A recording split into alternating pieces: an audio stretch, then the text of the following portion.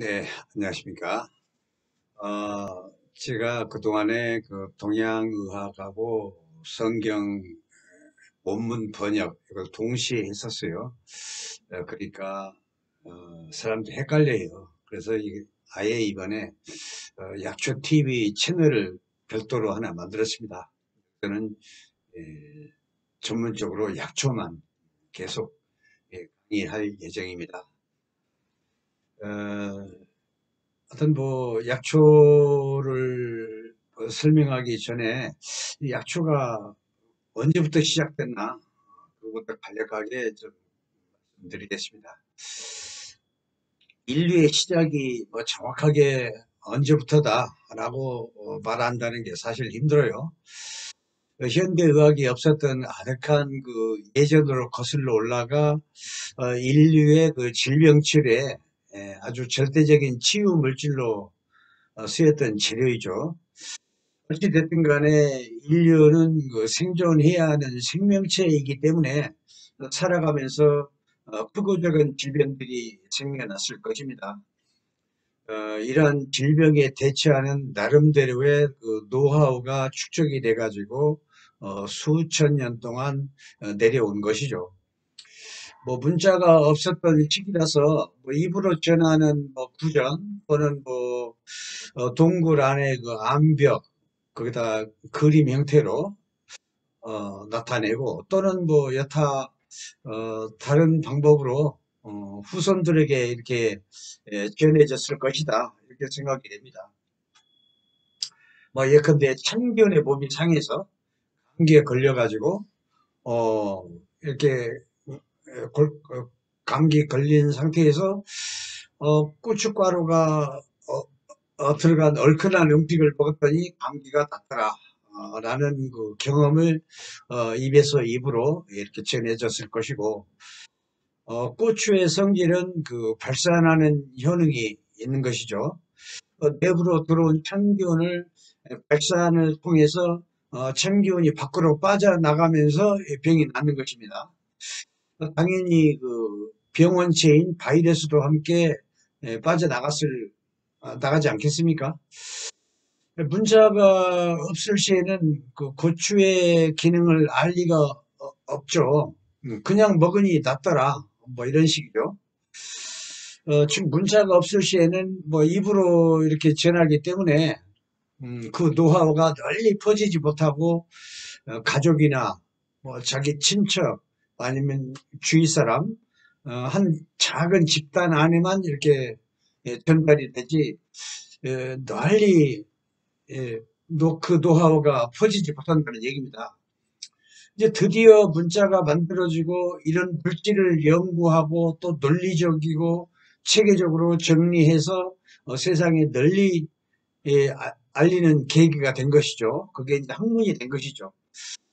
이러한 자연에 기초한 동양의학은 주로 동양의 인도, 중국, 한국, 일본 등지에서 발달하였지만 주로 중국과 한국, 한국에서 주도적으로 발전시켜 왔다. 이렇게 말씀드리고 싶습니다.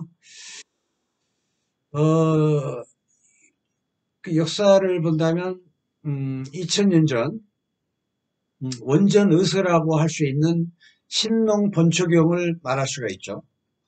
그리고 그 이후로 황제 내경, 그리고 최신 의서라고 할 수 있는 의학인문, 그리고 허준 선생님의 동의보감, 이런 등등이 이제 최신 의서라고 할 수 있는 것이죠. 필자는 뭐 중국 중의대에서 수업을 해서 박사까지 마쳤습니다. 절경성에 있는 중의학 대학 의학 박사 내과 전문입니다. 뭐 잘这样 중의大学 중의 体育 내과 그래서 중국 병원에서 3년 내내 진료를 하면서 박사 논문을 썼고 환자를 안 보면 박사 통과하기가 힘들어요.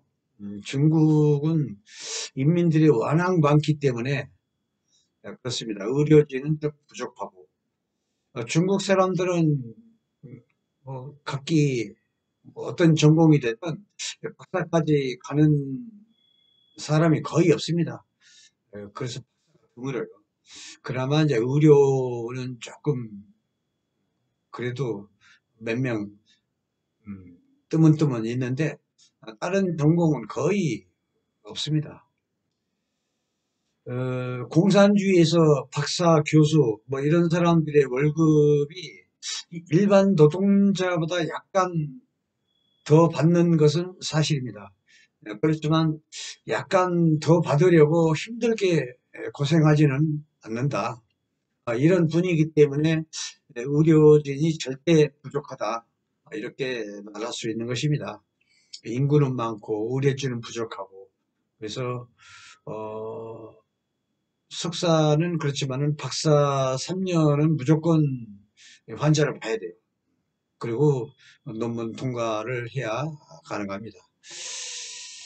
그래서 어려움이 이루 말할 수 없이 참 힘들었죠. 말도 안 통하는 처음에는 뭐 사실 중국어가 중국어도 꽤 어렵습니다. 교수들의 강의를 받는다는 것도 사실 엄청 힘들어요. 한자를 정자로 강의 중에 정자로 쓰면 그나마 좀 괜찮은데 뭐 막 그냥 라면 뭐 이렇게 라면 꼬불꼬불한 것처럼 한자를 막 그렇게 막 속도감 있게 해버리니까 도대체 이거 뭐 이해하기 힘들죠. 하지만 그런 어려운 속에서도 참아내고 제가 끝냈습니다. 하여튼 환자가 이렇게 너무 많다 보니 병원 내부에서 강의 받을 때가 상당히 많았습니다. 물론 학교하고 병원하고 격일제로 왔다 갔다 하거든요. 학교와 병원을 왔다 갔다 하다 보니 뭐 중국 의대 내부를 어느 정도는 분위기 파악을 할 수 있죠. 학문적 자료를 비교하자면 중국의 학문적 자료는 한국에 비해 엄청난 차이로 많다. 이렇게 말씀드리고 싶습니다. 그런데 좀 특이할 만한 것이 교내 도서관에 가보면 우리의 허준 선생님이 그 해놓은 그 동의보감이 중국어로 번역이 됐어요. 그래가지고 절대 의서인 황제내경과 나란히 놓여 있다는 사실이죠. 참 그 광경을 보면은 한국 사람으로서 감개무량합니다. 예. 자존심이 강한 중국인들도 이 학문적 세계에서는 어쩔 수 없는 것이다. 또 이런 생각이 들어요. 그래서 예. 뭐 대략적으로나마 그 약초와 관련된 그 역사적 흐름을 간단히 예, 추려서 말씀드렸는데 사실 부족하죠. 이렇게 간단하게 말 몇마디로 예, 동양의학을 압축해서 말씀드린다는 게 다음 기회가 있으면 또 계속 하는 걸로 하겠습니다. 이 세상 모든 물질은 살았든 죽었든 그 나름대로의 그 자기가 가지고 있는 그 특성이 있는 것입니다. 약초에서 본다면 모든 물질에 독을 해독시켜주는 감초가 있는가 하면 원기를 보충해주는 인삼이 있고 또 피를 보충해주는 당귀가 있고 또 간을 그 풀어서 튼튼하게 해주는 백작약이 있고 뭐 이렇습니다. 각기 나름대로 고유의 특성이 있는 것입니다. 뭐 약초뿐만이 아니고 모든 물질도 다 그렇습니다.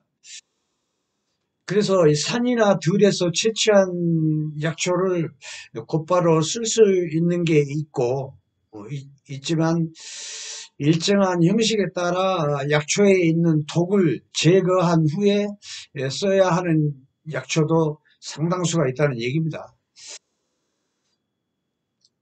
독이 있기 때문에 뭐 식물이든 동물이든 자기의 후손을 잘 번성시켜야 하는 그건 본능이죠.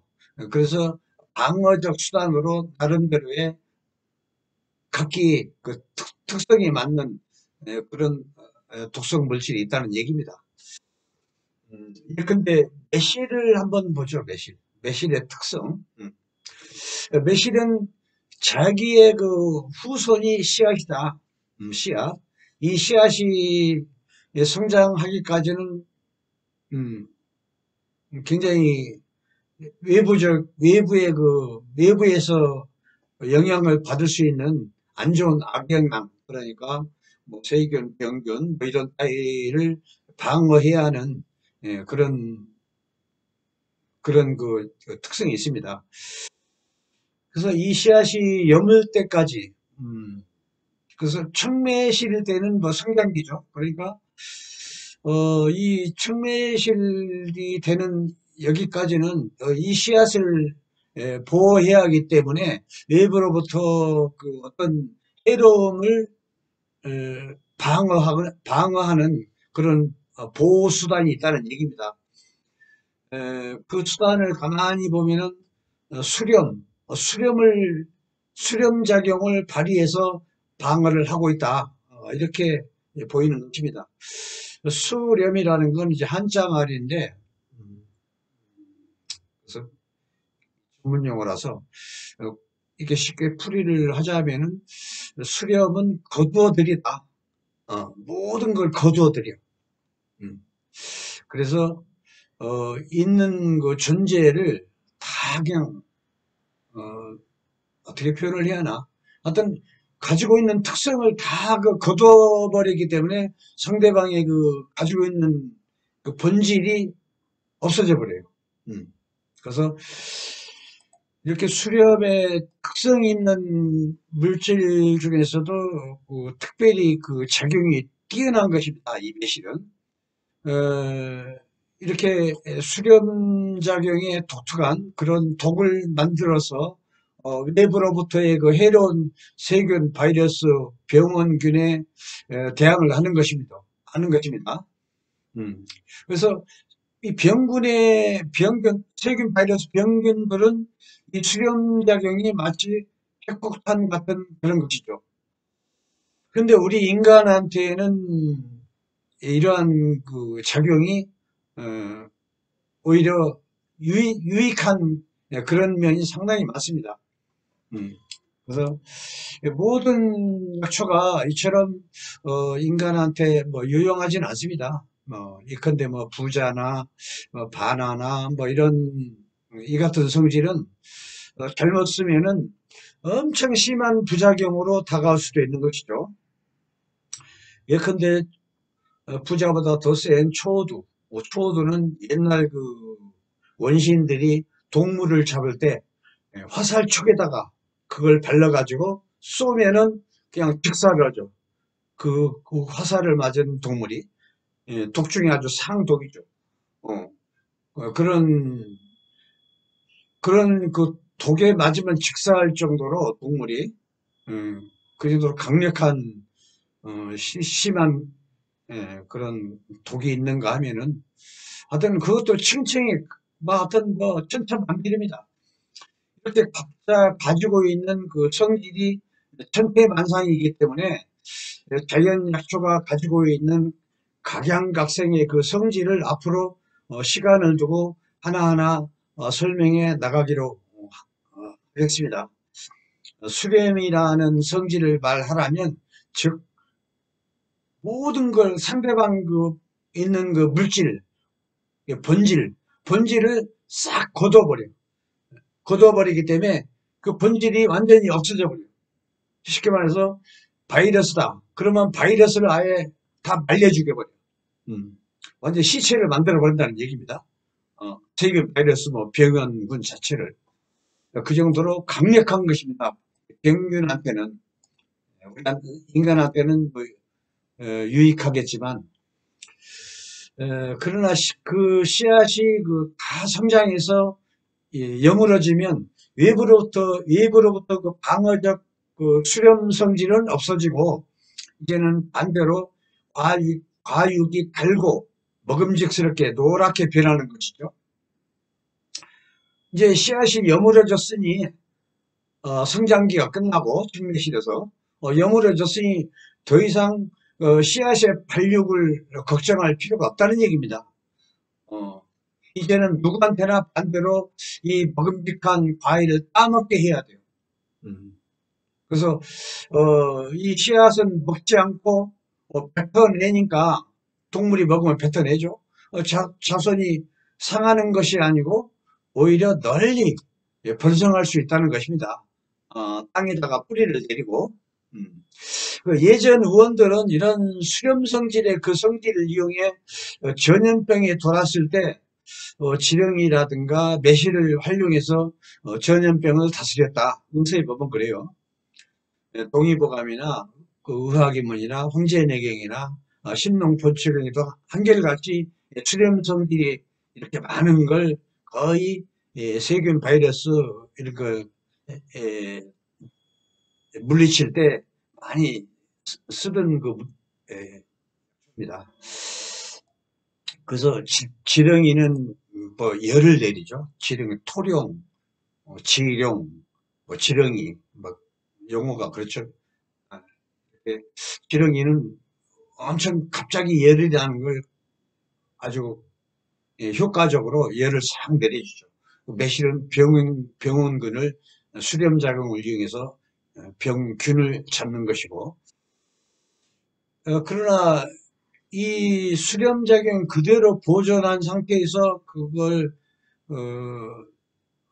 뭐 데려서 그걸 먹여야 하는 것이지, 이걸 뭐 설탕물에 설탕을 몽땅 넣어가지고 몇 개월 동안 담궈서 그걸 먹으면 그 수렴작용이 싹 없어지는 것입니다. 즉 설탕물이나 마찬가지라는 얘기입니다. 논리로 봐서, 오행 논리로 봐서 설탕물은 단맛이니까 토란 말이죠. 그리고 신맛, 신맛의 춘매실은 목이라는 얘기죠. 목국토, 이게 정상이거든.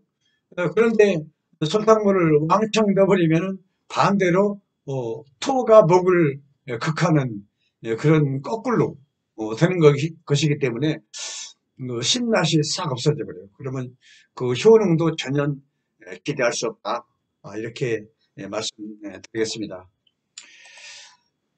수렴작용처럼 각각의 동식물들은 각기 자기 자손을 보호하기 위해 나름대로의 그 특별한 방어적 수단들이 각양각색으로 이렇게 있다는 얘기입니다. 그래서 들에서 산이나 들에서 채취한 자연 약초에는 반드시 특성이 있다. 그걸 우리 인간이 또 안전하게 다 알아내가지고 어떤 독은 어떻게 해독을 하고 어떤 형태의 그 독은 어떤 식으로 해독을 하고 다 이게 법제라는 그 과정이 있습니다. 법제를 해가지고 손질을 해가지고 인간이 먹어도 안전한 그런 상태로 약재로 만드는 것이죠. 그래서 그냥 먹어도 되는 약초도 있어요. 그렇지만 상당수가 각기 나름대로의 그 독성을 해독해가지고 이렇게 인간이 먹어도 안전하게끔 해놓은 상태에서 쓰고 있다. 이걸 말씀드리고 싶어요. 그래서 제 생각에는 그렇습니다. 뭐 이렇게 하는 과정이야 뭐 엄청 힘들어요. 예컨대 숙지황 하나 만들려면 뭐 한번 찌고 말리고 찌고 말리고 이걸 무려 9번을 해야 돼요. 그래야 비로소 쓸 수 있는 약초가 되는 것이죠. 약재가 되는 것이죠. 뭐 여러 가지 이 해독하는 방법은 여러 가지가 있죠. 그래서 그걸 안전하게 해놓은 걸 세상에 가서 쓰는 게 좋을 것 같아요. 그리고 정 불안하면은 한의원이나 한약방 가서 자문을 구하고 이렇게 해야 안전한 것이지, 하나밖에 없는 내 몸뚱아리를 그렇게 함부로 그렇게 그 위해성이 있는 것을 아무 생각 없이 그렇게 한다는 것도 사실 좀 그래요. 그래서 이렇게 그 약초라는 게 그 독이 있는 게 있고 없는 게 있고 그 성질이 천차만별이고 그 각양각색인데 어째 이렇게 인체와 약초를 그렇게 가볍게 생각하고 이렇게 함부로 먹는가? 전문가한테 물어보고 최소한 물어보고 이렇게 해야 할 것 같아요 앞으로. 그래서 이렇게 기본적인 공부도 하지 않고 뭐 무병 장수를 바란다는 것은 뭐 한마디로 그 욕심이다. 최소한의 가벼운 공부라도 해야 하지 않느냐 이런 생각입니다. 앞으로 필자와 더불어 뭐 다소 일반 대중은 좀 벅찬 공부가 되겠지만 저 역시 최대한 쉽게 인체의 특성과 약초의 특성을 같이 이렇게 공부해보는 시간을 만들어 보겠습니다. 네, 많은 성원 바라겠고요. 오늘 첫 시간이라 하여튼 이제 계속 약초만 할 것인데 그냥 말고 끝내기가 좀 아쉬워요. 그래서 우리가 흔히 알고 있는 감초 한 가지만 제가 소개해 드릴까 합니다. 감초란 흔히들 말하기를 뭐 약방의 감초 그 얘기죠. 약방의 감초라는 건 약방에 가보면 모든 처방에 다 들어가요. 안 끼는 데가 없어요. 그래서 약방의 감초라는 얘기입니다. 내부탕에도 들어가고 사물차에도 들어가고 뭐 모든 뭐 보중이 땅, 뭐 육미중앙 땅 안 가는 게 없어요. 다 조금씩 들어갑니다. 왜 그러냐? 감초는 천연 해독제입니다. 해독제. 그래서 의사에 보면은 모든 약물 중독을 해독한다 이렇게 나와 있어요. 그리고 뭐 이런 약초들을 보면은 가는 곳이 다 정해졌어요. 간으로 가는 게 있고 폐로 가는 게 있고 뭐 콩팥으로 가는 게 있고 또 비위로 가는 게 있고 다 틀립니다. 그렇지만 이 감초는 특별히 특별하게 간 곳이 그 정해져 있는 게 아니고 오장육부 다 갑니다. 12경락을 다 들어가요. 그래서 인체에 혹시나 모를 유해한 그 독을 다 해독해냅니다. 그리고 약초와 약초끼리도 서로 트러블이 있는 약초가 있고 그렇습니다. 다 화합을 시켜요.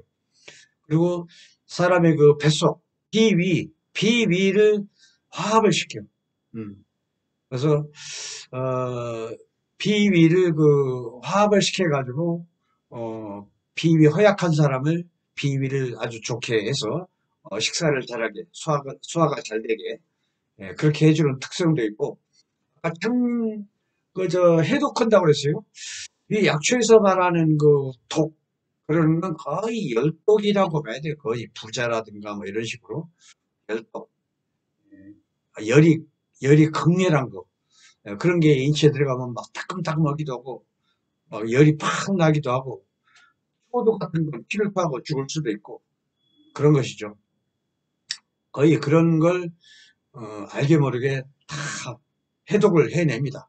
그렇기 때문에 열독과 관련된 그 증상, 그 목구멍이 막 아픈 거, 인후정통, 인후정통 이 안에 열이 뭉쳤다는 얘기죠. 그게 맞서 염증.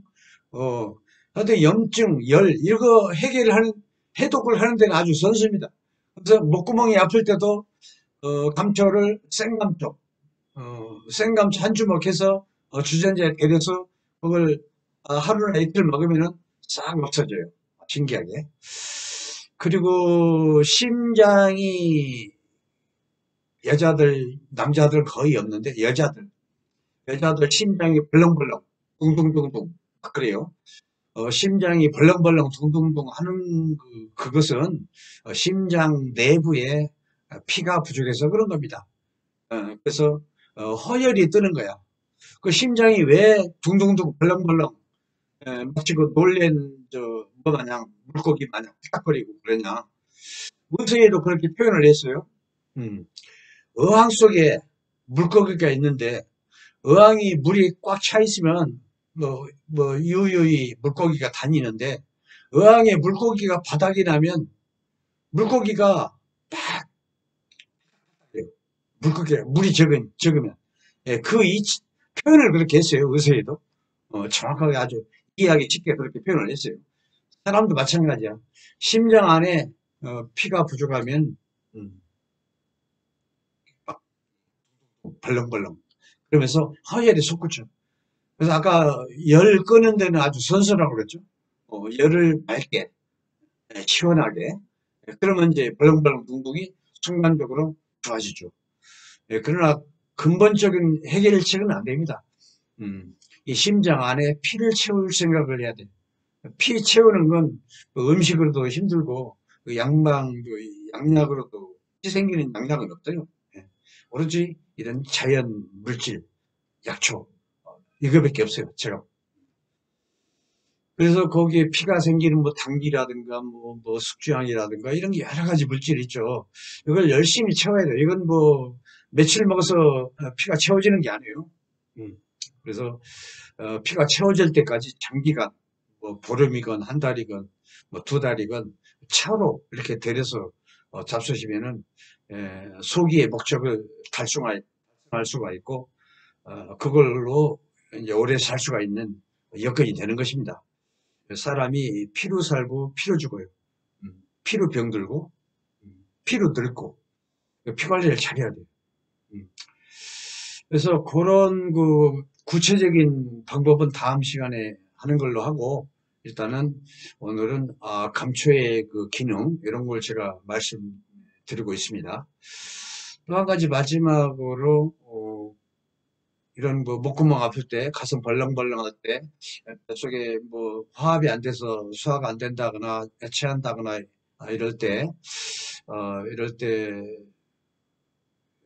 감초를 쓰는 것이고 또 하나 뱃속이 찬 사람은 감초를 살짝 프라이팬에다가 노릇노릇하게 살짝 부어서 써야 돼요. 그냥 생으로 쓰지 말고 그렇게 해야 뱃속이 차가운 사람은 그래야 뱃속이 그런 게 그 느낌이 좋아집니다. 그래서 소화도 잘 되고 또 마지막으로 한 가지 좋은 게 하나 있습니다. 여자들 이제 특히 연로하신 할머니들이 이런 경우가 많은데 의사에 보면은 음경, 음부, 질속이 아픈 거, 예. 질속이 아픈 것을 이건 뭐 산부인과 가도 잘 안 되고 막 그래요. 어, 이게 막 5년, 10년, 심지어 15년 동안 그게 막 따끔거리거나 가렵거나 이런 거 가지고 고생하시는 그 할머니 한 분이 있었어요. 그때 그 할머니가 자기는 한 20년 가까이 이걸로 고생을 했대. 예. 그래서 가렵거나 따끔거리거나 그 부위가 그러다 보니까 남들한테 말도 못하고 냉가슴 앓듯이 어, 그렇게 고생을 많이 했는데 제가 그 감초 한 주먹이면 될 것 같으니까 감초 조금, 음, 조금 타서 계속 한 일주일이고 한 뭐 이렇게 데려서 하고 그러더니 정말 뭐한 열흘 후에 또 저를 또 만났어요. 그래가지고 반갑다고 수박 한 덩이를 핑핑대고 가져오시더라고. 너무 고맙죠. 하여튼 뭐 이죠. 그래서 그런 적이 있습니다. 그래서 혹시나 연로하신 분들이 그 음경 속에 가렵거나 따끔거리고 이런 걸 오랜 동안 치유가 안 되는 걸 감초로 해결할 수 있다. 하나 또 그냥 감초하지 말고 감초 끄트머리가 있어요. 감초면 끄트머리 잘라가지고 끄트머리만 모아서 그래야 효과가 더 좋습니다. 끄트머리만 모아서 감초 가지 끄트머리 탁 잘라가지고 그것만 모아서 써요. 그러면 효과가 더, 더 좋습니다. 그러면 제가 또 이제 시작을 했으니만큼 앞으로 열심히 하겠습니다. 또 시작인 만큼 구독과 좋아요 이것도 좀 부탁드리겠고요. 또 다음 강의를 또 준비하는 걸로 하겠습니다. 네, 감사합니다.